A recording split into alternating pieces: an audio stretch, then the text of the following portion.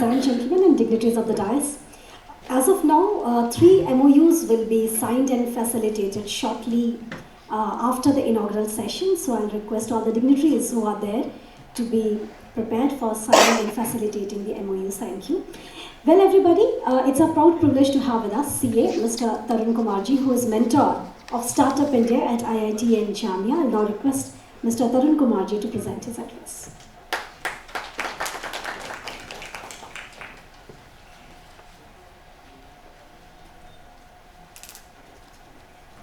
Morning to all of you, to the dignitaries sitting on the dais, and all the friends sitting in front of me. Actually, although I am connected with startups, but today I would be speaking on MSMEs because all the startups are MSMEs in the beginning. MSME sector एक ऐसा sector है जो India की growth को ट्रजेक्ट कर रहा है, जो बहुत रॉबस्ट है. I think 35% of the GDP is being produced by MSME sector. But अभी भी हमारे जो मन है उसमें कई बार ऐसा लग रहा था कि MSME sector quality products produce नहीं करता है, बहुत अच्छे से एफिशिएंसी नहीं करता है. हम अभी भी जो प्रोडक्ट्स खरीदना चाहते हैं वो most probably blue chip companies या बड़ी कंपनीज से लेना चाहते हैं, उनके ब्रांड्स को खरीदना चाहते हैं. बट यहाँ पर बैठे लोगों से मैं ये पूछना चाहूँगा, मोस्ट प्रॉब्ली सभी लोगों ने जेम्स बॉन्ड सीरीज़ की मूवीज़ देखी होंगी हॉलीवुड की. मैं आपसे बताना चाहता हूँ कि जेम्स बॉन्ड सीरीज़ की मूवी कंप्लीट नहीं हो पाती अगर इंडिया की कंपनी ने उन्हें उस एक पर्टिकुलर चीज़ पे असिस्ट नहीं किया होता, कंट्रीब्यूट नहीं किया होता. और आपको ये जानकर शायद हैरानी होगी कि वो कंपनी MSME सेक्टर से थी, एक छोटी कंपनी थी. आपको इसके अलावा मैं और भी बताना चाहूँगा कि वर्ल्ड का जो सबसे महंगा परफ्यूम है, the costliest perfume of the world is being manufactured by an MSME in India. Apart from that, शायद आपने देखा होगा बॉलीवुड मूवीज में स्विट्जरलैंड में आपने गाय देखी होंगी, गायों के गले में घंटी बंधी हुई है, बेस्ट राइड इन द गाय cow's neck. That is being produced by MSMEs in India, and that particular bell उसको G टैग मिला है स्विट्जरलैंड गवर्नमेंट के थ्रू. इसके अलावा अगर हमारा डिजिटल इंडिया की बात करें तो शायद वो कभी पूरा नहीं हो पाता अगर MSME सेक्टर ने कंट्रीब्यूट नहीं किया होता. हम जानते हैं उस समय पर पेटीएम, फोन पे सभी MSME सेक्टर्स थे. तो ये कुछ चीज़ें थी जो ये बताती हैं कि MSME sector is working very good, quality produce कर रहा है, रॉबस्ट है, बहुत अच्छे से काम कर रहा है और ब्लू चिप कंपनी से बिल्कुल भी पीछे नहीं है MSME sector. And on today around 45% of the manufacturing and 40% of the exports is being done by MSME sector of the India. तो फिर हम कहाँ पीछे हैं? अभी हमने पीछे रिपोर्ट में देखा, गवर्नमेंट की ऑफ इंडिया की तरफ से एक रिपोर्ट आई जिसमें ये कहा गया कि 56% ऑफ द एफिशिएंसी पर काम कर रहे हैं MSME सेक्टर. श्री नरेंद्र मोदी जी जो हमारे प्रधानमंत्री जी हैं, उन्होंने भी कहा कि हमारा MSME सेक्टर अभी भी आधे ही एफिशिएंसी पर काम कर रहा है. तो हम कहाँ पीछे हैं इसके बारे में भी बात करेंगे. इससे पहले मैं आपको कुछ चीज़ें बताना चाहूँगा जो गवर्नमेंट ऑफ इंडिया ने MSMEs के लिए प्रोवाइड कराए हैं, जो बेनिफिट्स दिए हैं. I think most of us would not be knowing that around 72 benefits, there are around 72 schemes which are being provided by Ministry of MSME and other ministries by Government of India, जिसका most of the MSME benefit नहीं ले पाती हैं. MSME ministry की 5 branches हैं और वो पाँच की 5 मिलाकर अगर वो 72 बेनिफिट्स में से हम अगर 5 भी ले लें MSME, तो एक उनके लिए बहुत रॉबस्ट ग्रोथ क्रिएट हो सकती है. इनमें से कुछ चीज़ें मैं आपको बताना चाहूँगा कि गवर्नमेंट ऑफ इंडिया ने 2022-23 जो हमारा बजट आया था उसमें एक emergency credit line guarantee scheme चालू की है. अगर वो MSME सेक्टर को शायद कुछ ज़्यादा लोगों को नहीं पता हो, अगर वो अपने बैंक के ब्रांच बैंक में जाएं, वहाँ से गारंटी स्कीम अवेल करके सब्सिडाइज रेट पर लोन ले सकते हैं. इसके अलावा अभी हमारे गवर्नमेंट ऑफ इंडिया ने संपर्क ऐप चालू किया है जिसके थ्रू MSME सेक्टर वहाँ पर रजिस्टर कराकर अपने कई सारी जो बहुत सारी प्रॉब्लम्स होती हैं उसके लिए समाधान ले सकते हैं. मार्च 2022 में गवर्नमेंट ने 6062 करोड़ रुपीस एलोकेट किए हैं रैंप के लिए, raising and accelerating MSME performance.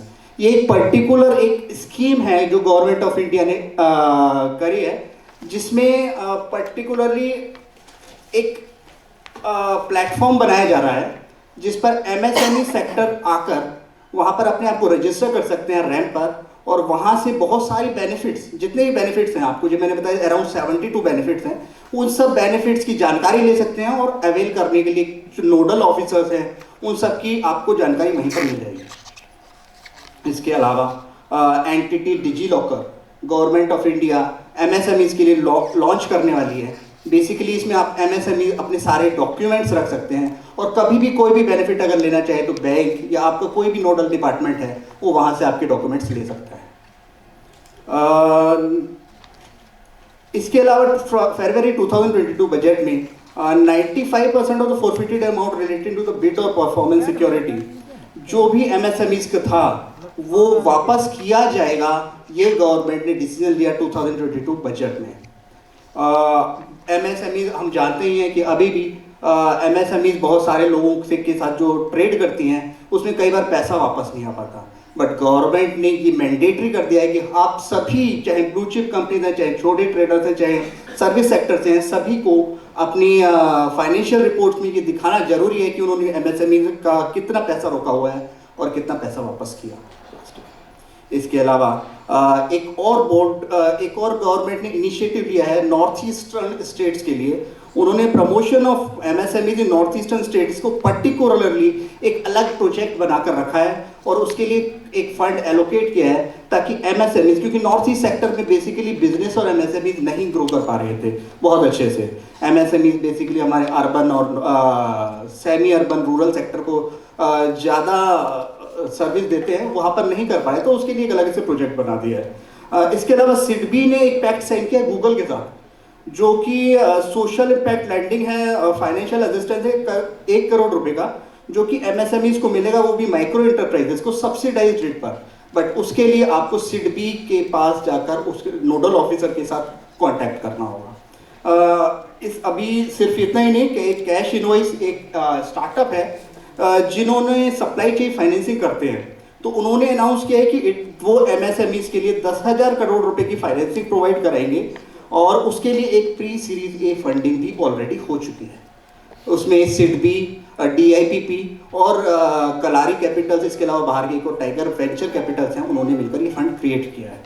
तो आप ये सब, इसके अलावा बहुत सारे बेनिफिट्स हैं जो ये एमएसएमईज उठा सकती हैं और जिसकी हमें नॉलेज भी नहीं है, तो आप इस सब के बेनिफिट्स आप चाहें तो गवर्नमेंट मिनिस्ट्री ऑफ एमएसएमई की वेबसाइट पर, संपर्क ऐप पर, रैंप ऐप पर यहाँ पर देख सकते हैं और इसका बेनिफिट अवेल कर सकते हैं। अपार्ट फ्रॉम दैट एक और माई एमएसएमई एक और ऐप है जो गवर्नमेंट लॉन्च करने वाली है, और बेसिकली ये एमएसएमई ये डेवलपमेंट कमिश्नर जो हर पर्टिकुलर जोग्राफिकल एंटिटी के होते हैं वो इसके नोडल ऑफिसर रहेंगे, और वहाँ पर जो भी एमएसएमई जो टेक रिलेटेड नहीं है, जिनके पास बहुत सारी टेक्निकल चीज़ें नहीं है, जैसे सपोज एक शॉप है या कुछ भी है, तो वो जाकर उनसे कांटेक्ट कर सकते हैं और माई एमएसएमई के थ्रू वो भी बेनिफिट ले सकते हैं रीजन वाइज। ये तो था कि गवर्नमेंट क्या क्या प्रोवाइड कर रही है बेनिफिट्स आपको, बट क्योंकि हमारी अभी मैंने जैसे पहले कहा कि मोदी जी ने कहा था कि हमारी एमएसएमई 50% एफिशिएंसी पर ही काम कर रही है, रादर 56% टू से इन प्रिसाइज। तो ऐसा क्यों हो रहा है कि वो सिर्फ इतनी ही एफिशिएंसी पर काम कर रही है?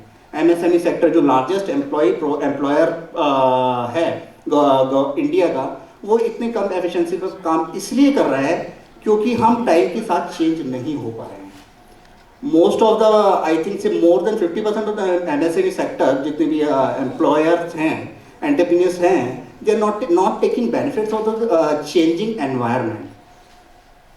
इसके लिए मैं एक छोटा सा कहानी बताना चाहूँगा, मैं कई जगह बता भी जो शायद आपने सुना भी हो, कि एक नॉर्थ ईस्टर्न स्टेट होते हैं, वहाँ पर कुछ लोग फ्रॉग्स होते हैं, फ्रॉग्स को खाते हैं।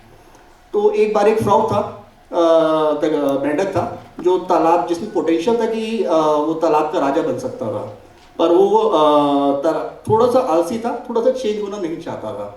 तो एक बार एक लड़का आया, वो तालाब में मेंढक देखने गया कि मैं मेंढक पकड़ कर लाऊं। तो वहाँ पर वो मेंढक घूम रहा था और काफ़ी बड़ा था। उसने उसे देखा और उसे पकड़ना चाहा। मैं वो मेंढक में पोटेंशियल था कि वो उसकी पकड़ से छूट के बाहर जा सकता था और तालाब का राजा बन सकता था, पर उसने थोड़ा सा ये स्वीकार नहीं किया। उसने कहा मैं तो मेंढक हूँ, मैं बड़ा बाचाल हूँ, मैं इधर उधर घूम सकता हूँ, इसका क्या, ये पकड़ ले, मैं इसकी पकड़ से छूट के बाहर आ जाऊँगा। पर उस लड़के ने पकड़ा और उसे पॉलिथीन में डाल दिया पानी में। अब वो पानी भी ठंडा ही था, तो उसने कहा ये तो मेरा ही पानी है, मैं तो इसमें पहले से रहता आया हूँ, चलो कोई नहीं अभी भी रह लेते हैं, इसमें क्या, थोड़ी देर बाद ये पॉलिथीन खोलेगा, मैं निकल के बाहर आ जाऊँगा। अब उसने घर गया, उसने घर में एक पैन रखा, उसमें पानी गर्म किया, थोड़ा सा पानी गर्म हुआ, उसने मेंढक निकाल के पॉलिथीन से पैन में डाल दिया। अब पानी हल्का गर्म था, मेंढक ने कहा बहुत अच्छी बात है, पहले तो मैं ठंडे पानी में था, बहुत गर्म पानी में आ गया हूँ, तो यहाँ तो मेरे लिए बहुत अच्छा है, मैं थोड़ी देर और रखता हूँ, फिर बढ़ेंगे आगे। अब पानी थोड़ा और गर्म होना हुआ शुरू हुआ। जब पानी थोड़ा और गर्म हुआ, मेंढक ने कहा चलो थोड़ा देर और ठहरते हैं, अभी पानी थोड़ा और गर्म हुआ है, जब ज़्यादा तेज गर्म होगा तो कूद लेंगे बाहर। अब पानी उबलना शुरू हो गया। अब मेंढक ने कूदना चाहा, उसने जैसे ही भागना चाहा, उसने देखा उसके पैर नीचे चिपक गए और वो उसी में बन गया। तो बेसिकली इस स्टोरी से ये मतलब निकलता है, निष्कर्ष निकलता है कि आप टाइम के साथ चेंज होना सीखिए। जैसे ही मतलब आप सब में पोटेंशियल है इस पर्टिकुलर आपके लेक का राजा बनने की, पर तभी आप कर सकते हैं जब आप टाइम के साथ चेंज हो, आप सही डिसीजन सही समय पर लें, बहुत ही एडामेंट ना बने अपने बारे में, ये सब चीज़ सीखें, एनवायरनमेंट के साथ चेंज हो। और सपोज आपसे पीछे कोई गलत डिसीजन हो गई तो उसको जितनी जल्दी हो सके चेंज कर रहे हैं। इसके अलावा बस मैं एक चीज़ का एक वाक्य कहना चाहूँगा जो शायद मुझे अभी तक जीवन में आगे ले जाता रहा है, कि एक कविता है, उसका सिर्फ एक शीर्षक है कि मैं अपने सुकून का दुश्मन हूँ। तो मैं चाहता हूँ कि जितने भी बडिंग एंटरप्रेन्योर्स हैं, जितने भी स्टार्टअप्स हैं, जितने भी एमएसएमईज हैं, वो अपने सुकून के दुश्मन बने, अपने लेक से बाहर आकर, अपने घर से बाहर आकर निकलें और बाहर की दुनिया में स्ट्रगल करें, क्योंकि आप जब तक स्ट्रगल नहीं करेंगे आगे नहीं बढ़ेंगे। So with this I would like to close this and thanks a lot for listening. देश विदेश की ताज़ा तरीन खबरों से अपडेट रहने के लिए आप हमारे चैनल को ज़रूर सब्सक्राइब करें और साथ ही बेल आइकन को भी ज़रूर दबाएं, ताकि सभी खबरों से आप और आपके जानने वाले रह सके अपडेट।